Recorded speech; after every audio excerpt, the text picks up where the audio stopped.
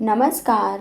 जीवलगा या कथेचा भाग 1 आपण मागच्या व्हिडिओमध्ये पाहिला आणि आज आपण भाग 2 पाहणार आहोत. तर तो थांबला होता, पण जग थांबत नाही हे दोघांनाही लवकरच कळलं. त्याच्या परत येण्याची बातमी गावात वाऱ्यासारखी पसरली. काही नजरा कुतूहलाच्या, तर काही संशयाच्या, तर काही थेट प्रश्न विचारणाऱ्या. तो कोण आहे? का आला आहे? ती त्याच्यासोबत रस्त्यावर चालताना पहिल्यांदाच अस्वस्थ झाली होती.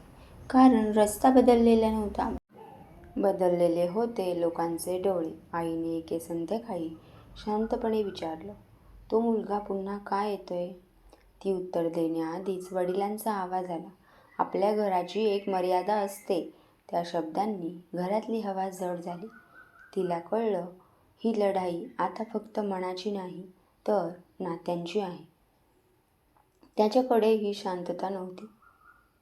वडिलांच्या आजारातून सावरलेली कुटुंब व्यवस्था, जबाबदाऱ्यांचा डोंगर आणि समाजाच्या अपेक्षा. आधी स्थिर होता होता सल्ला नव्हता, तो आदेश होता. तो तिला म्हणाला, मी तुला त्रासात टाकू इच्छित नाही. ती उत्तरली, आणि मी स्वतःला सोडून देऊ इच्छित नाही. दोघांमध्ये पहिल्यांदाच मतभेद झाले. आवाज मोठा नव्हता, पण अर्थ खोल होता. ती रडली नाही, तोही नाही, कारण दोघांनाही कळत होतं आपण चुकीचे नाही. परिस्थिती कठीण आहे. घरात चर्चासत्र सुरू झालं. लोक काय म्हणतील? उद्या मुलीचं भविष्य काय आहे? जुळणं आहे का? तिच्या आयुष्याचा हिशोब आकड्यात मांडला जात होता. ती ऐकत होती आणि आतून तुटत होती. एका दिवशी तिने वडिलांसमोर उभं राहून शांतपणे सांगितलं, मी हट्टी नाही, पण मी घाबरलेली नाही. हा माणूस माझ्या आयुष्याला हलका नाही, तो मला मजबूत करतो. घरात पहिल्यांदाच मौन पसरलं. कारण तिने बंड केलं नव्हतं, तिने स्वतःला मांडलं होतं. तो मात्र दूर राहू लागला, मुद्दाम. तिच्यामुळे तिचं आयुष्य अवघड होऊ नये म्हणून. ही त्याची समजूत होती, पण तिला ते अंतर जास्त बोचणारं होतं. त्या रात्री तिने वडाखाली जाऊन बसली. पाऊस नव्हता, पण डोळ्यात ओल होती. तेव्हाच तो आला. मी दूर गेलो कारण मला तुझं आयुष्य सोपं हवं होतं, तो म्हणाला. ती थेट म्हणाली, माझं आयुष्य सोपं नाही, पण ते माझं आहे. त्या क्षणी समाज, कुटुंब, भीती सगळं काही मागे पडलं. पुढे उभे राहिलं ते फक्त एक सत्य, जीवलगा नातं. तेच जे कठीण प्रश्नांसमोरही तुटत नाही. पण प्रश्न अजून संपलेले नव्हते, कारण पुढची कसोटी निर्णयाची होती. घरात सगळं ठरलं होतं. तिच्यासाठी योग्य स्थळ, योग्य वेळ, योग्य निर्णय, सगळं. फक्त तिचा आवाज कुणी विचारात घेतला नव्हता. ती शांत होती, फार शांत. आईला तेच जास्त घाबरवत होतं. काही बोलत का नाहीस? ती फक्त एवढंच म्हणाली, मी आतून ऐकते. त्या रात्री तिने त्याला भेटायला बोलवलं नाही, कॉल केला नाही, मेसेजही नाही. तो मात्र समजून गेला. कारण जीवलगा नात्यात शब्दांपेक्षा शांतता जास्त बोलकी असते. दुसऱ्या दिवशी सकाळी घरात लगबग होती. ती आवरलेली, नीट सावरलेली, पण डोळ्यात काहीतरी न सांगितलेलं. वडिलांनी आशीर्वादासाठी हात ठेवला. त्या हातात प्रेम होतं, पण समज नव्हती. ती घराबाहेर पडली. वडाखालून जाताना क्षणभर थांबली. तो तिथे नव्हता, आणि तेच योग्य होतं. कारण काही नाती सोबत मिळवण्यासाठी नसतात, ती आपल्याला स्वतःला ओळखायला मिळतात. महिने गेले. ती दुसऱ्या शहरात स्थिर झाली, स्वतःच्या पायावर, स्वतःच्या निर्णयावर. एक दिवस वाचनालयात एक पुस्तक उघडताना एक ओळ दिसली, जीवलगा म्हणजे मिळालेलं प्रेम नाही, जीवलगा म्हणजे आयुष्यभर टिकवून ठेवलेलं प्रेम. ओठावर हसू आलं, डोळ्यात पाणी नाही, पण समाधान होतं. फोन काढला आणि परत खिशात ठेवला. काही प्रेम बोलून संपतात, काही नाती मिळून पूर्ण होतात, पण जीवलगा तेच जे न मिळताही आयुष्यभर सोबत राहतात आणि कधीच न भेटता एकमेकांना पूर्ण करतात. काही वर्ष सरून गेली होती. त्या वडाचं झाड अजूनही उभंच होतं, पण फांद्या मात्र थोड्या जड झाल्या होत्या. वेळेप्रमाणेच ती आता या गावात पाहुणी होती, कामानिमित्त आलेली, स्वतःच्या नावावर उभं केलेलं आयुष्य घेऊन. पावसाचा हलका शिडकावा सुरू झाला. तेव्हा तिला न कळत पावलं तिकडे वळाली. आठवणी ओढून नेत होत्या की मन? हे कळत नव्हतं. तो तिथेच होता. कोणतीही पूर्वसूचना नाही आणि कोणता आवाज देखील नाही. फक्त नजर भिडली. एकमेकांची नजर एक झाली. क्षणभर दोघेही थांबले. त्या एका क्षणात सगळी वर्ष, सगळी अंतरं, सगळे न बोललेले शब्द एकत्र उभे राहिले. कशी आहेस? ठीक. इतकी वर्ष 2 शब्दात मावली. तो बदललेला होता. शांततेत स्थैर्य होतं. ती बदललेली होती, पण डोळ्यात आत्मविश्वास होता. पण त्या नजरेत अजूनही ओळख होती. जीवलगा ओळख. ते चालायला लागले. कुठे जायचंय हे कुणालाच माहीत नव्हतं.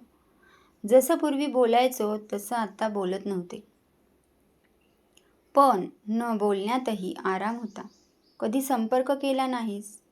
तो म्हणाला. ती थांबली. केला असता तर कदाचित आपण आज असे नसतो. तो हसला. दुःख नव्हतं, स्वीकार होता. मी तुला शोधत होतो, तो म्हणाला. आणि मी स्वतःला, ती म्हणाली. पावसाचा वेग वाढला. तो छत्री उघडायला गेला आणि थांबला. ती हसली. आता दोघांनाही भिजायची सवय आहे. त्या वडाखाली ते पुन्हा उभे राहिले. यावेळी कुठलाही प्रश्न नव्हता. फक्त एक शक्यता होती. काही भेटी उशिरा होतात, पण त्या भेटी उशिरासाठीच योग्य असतात. जीवलगा परत आला नव्हता. तो वेगळ्या रूपात तिच्या समोर उभा होता. त्यांची भेट पुन्हा चर्चेचा विषय बनायला वेळ लागला नाही. गाव बदललेलं नव्हतं, फक्त बोलण्याची भाषा बदलली होती. यावेळी कुजबूज नव्हती, थेट प्रश्न होते. मी मात्र थांबली नाही. त्याच्यासोबत दिसायला तिला भीती वाटत नव्हती, कारण आता तिला स्वतःचा आधार होता. आईने पुन्हा विचारलं, परत त्याच वाटेवर का चालतेस? ती शांतपणे म्हणाली, यावेळी वाट माझी आहे. वडिलांनी काही बोललं नाही. ते मौन आधी दडपणाचं वाटायचं. आता ते तिला मोकळं वाटलं. तो मात्र सावध होता. तुला पुन्हा दुखावलं जाऊ नये, तो म्हणाला. ती हसली. आता दुखणं मला थांबवत नाही. समाजाने चौकशी सुरू केली. नात्याला मोजमाप लावली गेली. वय, स्थैर्य, प्रतिष्ठा, ती सगळं ऐकत होती आणि स्वतःला पुसून काढत नव्हती. एका कार्यक्रमात तिने पहिल्यांदाच त्याचा हात पकडला. हलकेच, जाणून बुजून. नजरा रोखल्या गेल्या. काही जळजळ, काही आश्चर्य. ती पुढे आली. माझं आयुष्य मी उभं केलं आहे, ती म्हणाली. आणि माझ्यासोबत कोण असावं हेही मीच ठरवे. त्या क्षणी त्याने पहिल्यांदाच तिला भीतीशिवाय पाहिलं. स्वतःलाच विचारलं, आपण तिला धरून ठेवायला पुरेसे आहोत. वडाखाली पुन्हा एकदा दोघं उभे होते. यावेळी पाऊस नव्हता. आकाश स्वच्छ होतं. मी मागे हटणार नाही, ती म्हणाली. तो मान हलवून म्हणाला, मग यावेळी आपण समोर चालू. जीवलगा पुन्हा जन्म घेत नव्हता. तो उभा राहत होता. सूर्य मावळताना वडाखालून हलक्या सोनेरी किरणांनी त्यांचा चेहरा उजळला.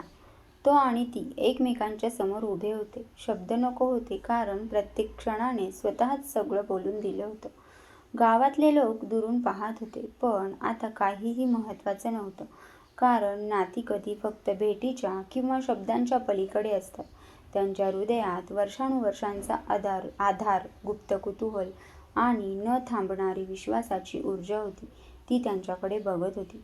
डोळे भरून आले होते, पण फक्त सौम्य आश्रयासाठी. तो तिला पाहत होता. डोळ्यात आदर, प्रेम आणि थोडासा भूतकाळाचा वेदना मिसळलेल्या होत्या. आयुष्य काहीतरी शिकवून गेलं, ती बोलली. तो शांतपणे म्हणाला, आणि आपण तयार झालो त्याला सामोरे जाण्यासाठी. ते 2 क्षण एकत्र होते, पण त्या क्षणात अनेक वर्षांचं अंतर, अनेक प्रश्न, अनेक वेदना आणि अनेक प्रेम मिसळून गेले होते. पुढे काहीही घडेल हे माहीत नव्हतं, पण त्या क्षणी दोघं संपूर्ण होते. पण कथा या ठिकाणी थांबली नाही. ती त्यांच्या हृदयात, त्यांच्या आठवणीत, त्यांच्या प्रत्येक निर्णयात जगत राहिली. सत्य, शांतता आणि जीवलगा, जे शब्दात नाहीत पण अनुभूतीत कायम राहतात. गावातील लोक घराकडे जात होते. दिवस संपत होता, पण त्या वडाखालची शांतता, दोघांचा अदृश्य संवाद आणि जीवलगा कधीही संपत नाही असा अनुभव सगळ्यांच्या मनात थोडा हलकासा पण कायमचा ठसला. अशा प्रकारे जीवलगा ही मनाला भावणारी अशी कथा कशी वाटली ते कमेंटमध्ये नक्की सांगा. जर तुम्हाला कथा आवडत असतील तर चॅनलला लाईक, शेअर आणि सबस्क्राईब करा. भेटूयात असेच नवीन कथेबरोबर, नवीन अशा सुंदर कथेबरोबर. तोपर्यंत श्री स्वामी समर्थ. धन्यवाद.